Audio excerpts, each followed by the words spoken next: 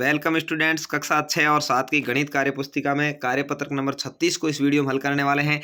आपके जो सत्र 2024-25 की कार्य पुस्तिका है उसको बहुत ही अच्छे से मैंने हल करवा रखा है। आप उसको हल कर सकते हैं और अभी तक 36 कार्यपत्रक इसके हो चुके हैं। बाकी कार्यपत्रक की जल्दी अपलोड किए जा रहे हैं। देखिए यहाँ पर निम्नलिखित संख्याओं के 4-4 गुणज लिखिए। गुणज होता है पहाड़ा, आपको अच्छे से समझ लेना है। केवल पहाड़े को ही गुणज कहते हैं। बहुत ही आसान है। 2 का गुणज लिखना है तो 2 का पहाड़ा लिख दीजिए। 2 4 6 8, 4 4 बार का है, 4 बार लिखेंगे। 9 का पूछा है तो 9 18 27 36। 11 का पूछा है 11 22 33 और 44।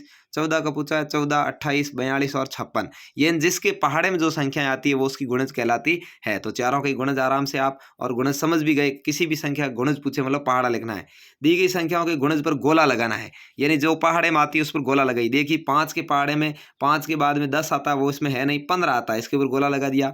और 20 आता है, 25 आता है, वो है नहीं, तो यहाँ इसके बाकी वाली संख्याएं नहीं आएगी। 8 के पहाड़े में 8 खुद आता है, उसके बाद 16 आता है तो 12 14 नहीं आएंगे। और उसके बाद में 8 पंजे 40 आता है, ठीक है, वो भी नहीं आएगा। 32 आता है, वो भी नहीं आएगा क्योंकि ये 34 और 41 है, तो केवल 8 पर ही गोला लगेगा। 12 के पहाड़े में यानी 12 का गुणज, तो 12 के बाद में बाहर दूने 24 है, 24 पर गोला लग गया। फिर भारतीय 36 होता है तो बाकी वाले नहीं आएंगे। 16 में 16 खुद ही है, बाकी वाला कोई 16 के पहाड़े में नहीं आता। तो इस तरह से आपको एक एक संख्या पर लगाना है। इसमें 15 पर, 24 पर, 8 और 16 पर। उसके बाद तीसरा क्वेश्चन है निम्नलिखित संख्याओं के गुणनखंड आपको लिखने हैं। गुणनखंड में पहले ही आपको समझा चुका हूं आराम से। 3 का 1 का भाग जाता है कितनी बार? 3 बार, तो 1 और 3 गुणनखंड हो गए। मैं गुणनखंड स्टूडेंट्स को कैसे करवाता हूँ आपको भी समझा देता हूँ, आप आराम से समझ सकते हैं। देखिए 12 में 1 का भाग कितनी बार गया? 12 बार। दोनों संख्याएं लिख दो, 1 और 12।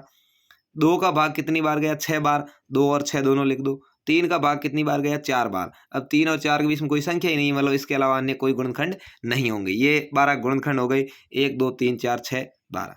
देखिए 8 के 1 का भाग 8 बार और 2 का भाग 4 बार। बीच में 3 बचा, 3 का भाग जाता नहीं, तो 1 2 4 8, ये 8 के गुणनखंड हो गए।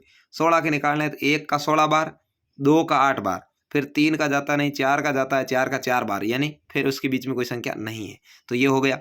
इस तरह से 18 के देखिए 1 का 18 बार, 2 का 9 बार, 3 का 6 बार, बीच में 4 और 5 रही जिसका भाग पूरा पूरा नहीं जाता, यानी गुणनखंड में पूरा पूरा भाग जाना चाहिए। 25 के हैं तो देखिए 1 का 25 बार और पंजे की 5 बार, ठीक है। इस तरह से 30 का है तो देखिए 1 का 30 बार, 2 का 15 बार, 3 का 10 बार, 4 का जाता नहीं है, 5 का 6 बार, ठीक है। 6 पंजे 30, तो बीच में कोई संख्या नहीं है तो और कोई नहीं होगी, ये इसके गुणनखंड हो गए। ऐसे ही 35 का देखिए 1 का 35 बार और 5 का 7 बार, इसके बीच में 6 का भाग नहीं जाता, तो ये 35 की गुणनखंड हो गई। 42 का 1 का 42 बार, 2 का 21 बार, 3 का 14 बार, ठीक है। इस तरह से 6 का 7 बार, तो इसके बीच में कोई संख्या नहीं है। 1 का 64 बार, 2 का 32 बार, 4 का 16 बार और 8 8 64, यानी इसके बीच में कोई संख्या नहीं है। तो इस तरह से ये हो गए इसके गुणनखंड। चौथा पूछा है संख्या 2 और 10 का सबसे छोटा समान गुणज। देखिए इसके लिए भी आपको क्या करना है, आपकी प्रश्नावली भी आई हुई है गणित के अंदर, कक्षा 5 में भी आई हुई है, 6 में भी है, सब में आपने गुणनखंड अच्छे से सीखा है, गुणज भी सीखा है। तो 2 और 10 का सबसे छोटा समान गुणज, तो 2 के गुणज के लिए 2 का पहाड़ा लिख दो, 10 के गुणज के लिए 10 का पहाड़ा लिख दो, और सबसे पहले जो संख्या आती है उसके ऊपर घेरा लगा दो। तो 2 और 10 का सबसे समान गुणज छोटा हो जाएगा, वो हो जाएगा 10। सबसे छोटा समान गुणज 10 है। ऐसे ही संख्या 3 5 और 15 का सबसे छोटा समान गुणज है। देखिए 3 का पहाड़ा लिख दीजिए, 3 6 9 12 15। 5 का लिख दीजिए 5 10 15 20 25। 15 का लिख दीजिए 15 30 45 60। और जो समान गुणज सबसे पहले आया उसके ऊपर घेरा लगा दीजिए 15, तो 3 5 15 का सबसे छोटा समान गुणज 15 हो जाएगा, ठीक है। तो इस तरह से हल करना है।